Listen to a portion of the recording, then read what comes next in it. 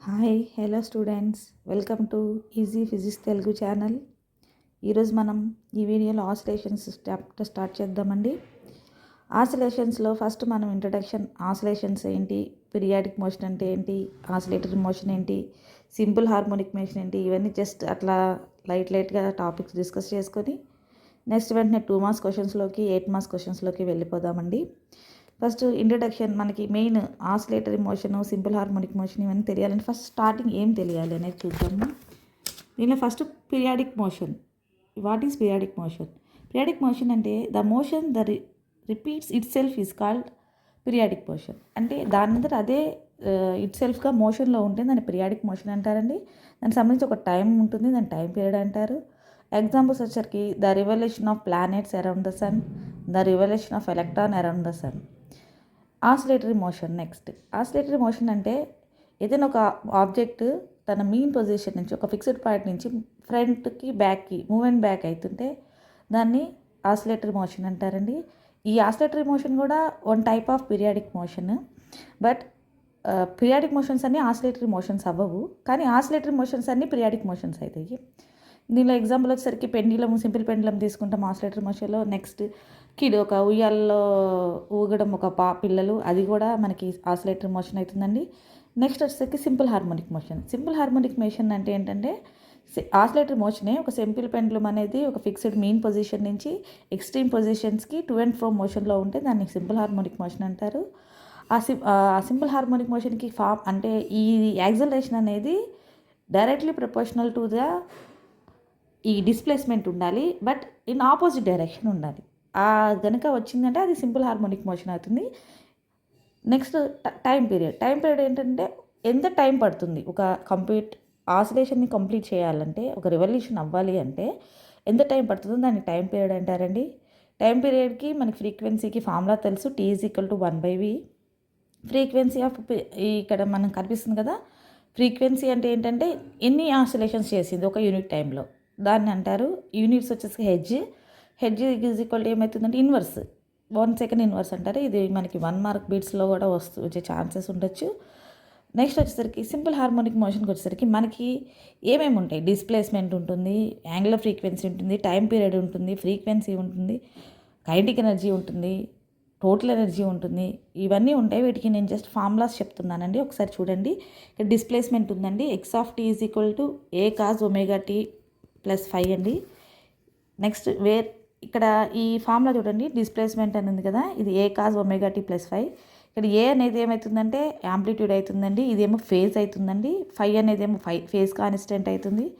Omega అంటే మనకి formula తెలుసు, 2π/t. టీ అంటే ఆల్రెడీ మనం పైన చెప్పాం 1/v అని, so 2πv.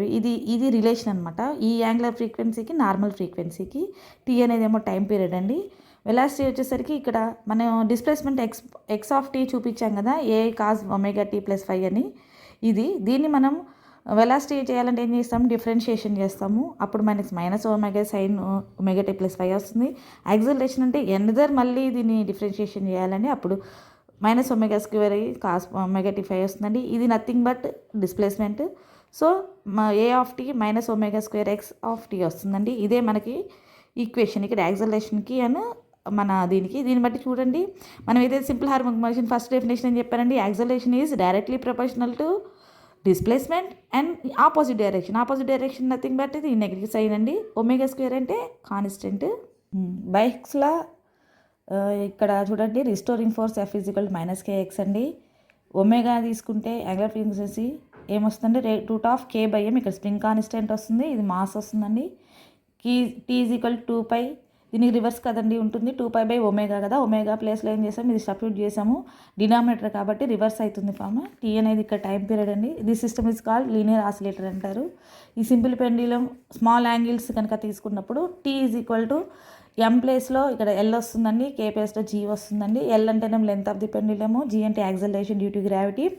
Simple harmonic oscillator తీసుకుంటే kinetic energy of the particle simple harmonic oscillator ఏమవుతుందంటే kinetic energy ½ mω² a² - v². Potential energy ½ mω² y². ఇది పొటెన్షియల్ ఎనర్జీ అండి. ఇవి ఇంపార్టెంట్ ఫార్ములాస్ అండి, మనకి ప్రాబ్లమ్స్లో వస్తాయి ఎక్కువగా. ఒక్కోసారి మనకు అడుగుతుంటాడు అనమాట, ఇక్కడ కైనెటిక్ ఎనర్జీలో డిస్ప్లేస్మెంట్ డబల్ అయితే ఏమవుతుంది, హాఫ్ అయితే ఏమవుతుంది, మళ్ళీ టోటల్ ఎనర్జీలో ఏమైతుంది, ఇక్కడ టోటల్ ఎనర్జీలో ఏమవుతుంది, ఇవన్నీ కూడా వస్తుంటాయండి. సో మీరు ఒకసారి చూడండి. నెక్స్ట్ వచ్చేసరికి మనం 2 మార్క్స్ క్వశ్చన్స్లోకి వచ్చేద్దామండి. వెరీ షార్ట్ ఆన్సర్ క్వశ్చన్స్ ఇవి. దీనిలోంచి ఖచ్చితంగా ఒక 2 మార్క్స్ క్వశ్చన్ అయితే వస్తుందండి. సో ఇక్కడ చూడండి, give 2 examples of periodic motion which are not oscillatory. ఎందాక చెప్పానండి, ఏం చెప్పాను, పీరియాడిక్ మోషన్స్లో ఆసిలేటరీ మోషన్స్ అవ్వాలని రూల్ ఏం లేదు, కానీ ఆసిలేటరీ మోషన్ కంపల్సరీగా పీరియాడిక్ మోషన్ అవుతుంది. దానికి ఎగ్జాంపుల్ వస్తుంది, the revolution of planets around the sun is periodic but it is not oscillatory అనమాట.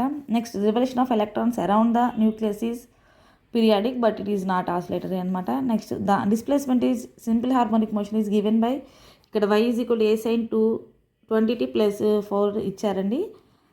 What is the displacement when is increases by 2π/ω అన్నాడు. ఇక్కడ చూడండి, మామూలుగా మనకి డిస్ప్లేస్మెంట్కి ఫార్ములా తెలుసు, a sin ωt + 5.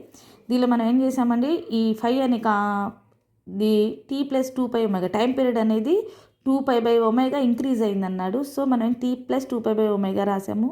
ఒమేగాని లోపలికి తీసుకెళ్తే ఒమేగా ఇంటూ t, ఇక్కడ ఒమేగా క్యాన్సిల్ అయ్యి 2π వస్తుందండి, +5. 2π అంటే సైన్ 2π + θ అనేది సైన్ తీటానే అవుతుందండి. సో వైఏ వస్తుందండి. That means y' is equal to y, అంటే ఎటువంటి మార్పు లేదు. సో డిస్ప్లేస్మెంట్ అనేది రిమైన్స్ సేమ్ అండి. థర్డ్ క్వశ్చన్ అండి, a girl singing seated in a swing, what is the effect of and the frequency of oscillation if he stands. The length అనేది ఏమవుతుంది అనేది అడుగుతున్నారండి. The effective length of swing decreases అండి due to rise in the position of the centre of mass. Centre of mass అనేది ఏమవుతుందంటే అండి, ఇక్కడ position change అయిపోతుంది కదా, దానివల్ల ఏమవుతుందంటే ఎఫెక్టివ్ లెంత్ అనేది డిక్రీజ్ అయిపోతుందండి. లెంత్ డిక్రీజ్ అయినప్పుడు ఇది టీ అనేది డైరెక్ట్లీ ప్రపోర్షనల్ టు లెంత్ కాబట్టి టైం పీరియడ్ ఆల్సో డిక్రీజెస్ అవుతుందండి. టైం పీరియడ్ డిక్రీజ్ అయినప్పుడు ఫ్రీక్వెన్సీ ఇన్వర్స్లీ ప్రపోర్షనల్ కాబట్టి ఫ్రీక్వెన్సీ అనేది ఇంక్రీజ్ అవుతుంది. ఇక్కడ మనకు అడిగింది ఫ్రీక్వెన్సీ కాబట్టి ఫస్ట్ లెంత్ నుంచి టైం కనుక్కున్నాము, టైం పీరియడ్ నుంచి ఫ్రీక్వెన్సీ కనుక్కున్నామండి. నెక్స్ట్ వచ్చేసరికి the bob of a simple pendulum is hollow sphere filled with water, how will the period of oscillation change, ఎలా చేంజ్ అవుతుంది అడుగుతున్నాడండి. If the water begins to drain out of the hollow sphere, ఈ water తీసేసినప్పుడు ఎలా, fill చేసినప్పుడు ఎట్లా అనేది ఎలా ఉంటుందని అడుగుతున్నారండి. ఫస్ట్ అయితే, as water begins to drain out from the hollow sphere, the centre of mass ఏమైతే స్పియర్ ప్లస్ వాటర్ కాబట్టి system goes down, so the effect length of the pendulum increases అంటుంది. లెంత్ ఆఫ్ పెండ్యులమ్ ఇంక్రీజ్ అయింది అంటే ఆటోమేటిక్గా time period కూడా increase అవుతుందండి.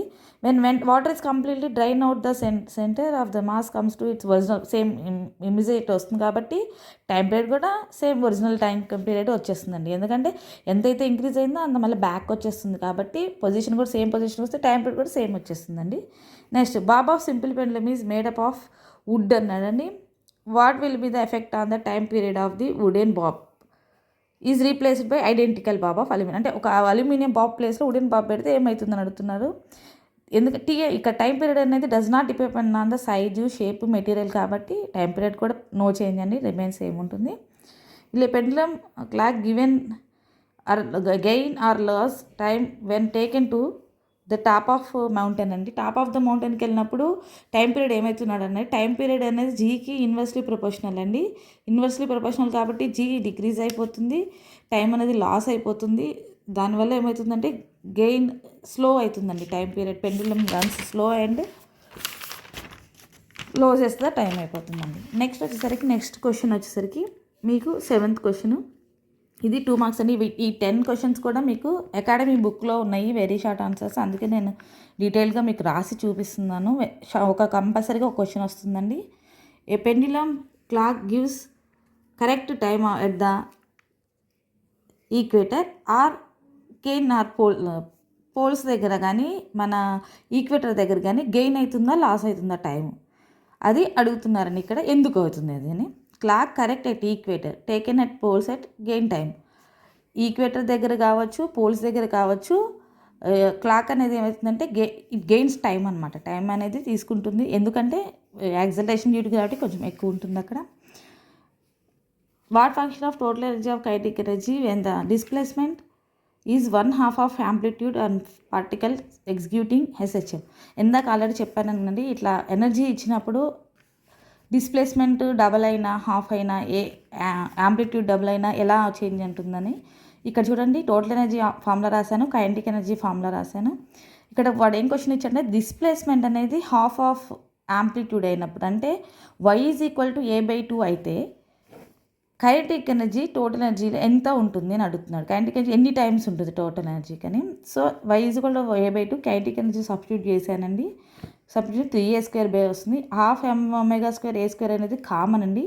Kinetic energy అనేది ఇది క్యాన్సిల్ అయిపోతుంది, 3/4 వస్తుంది.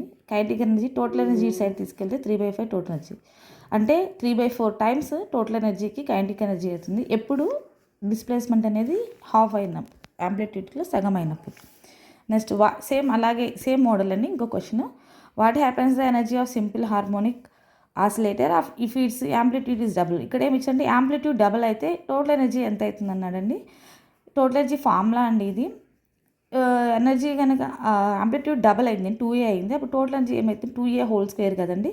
ఇక్కడ 4 వస్తుంది. 4 ముందుకు తీసి ఈ ఫార్ములాని యాస్టీస్గా పక్కన రాశాను.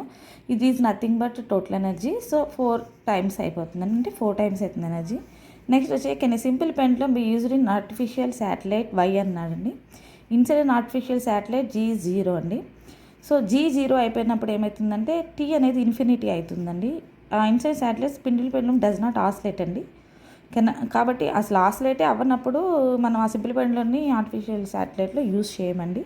ఇంతవరకు 2 marks questions, very short answer questions అండి. నెక్స్ట్ మనం లాంగ్ ఆన్సర్ క్వశ్చన్స్లోకి వెళ్దామండి. 3 క్వశ్చన్స్ ఉంటాయి ఇంపార్టెంట్వి. ఆ క్వశ్చన్స్ 3 నేను ఇప్పుడు మీకు ఎక్స్ప్లెయిన్ చేయబోతున్నాను.